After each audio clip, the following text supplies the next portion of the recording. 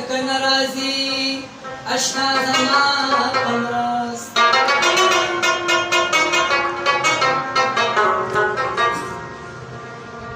زه به ځو د خپلې مینې د توخیم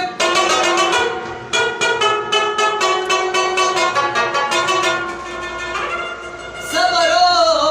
وکړه زه ګورم خپل وستا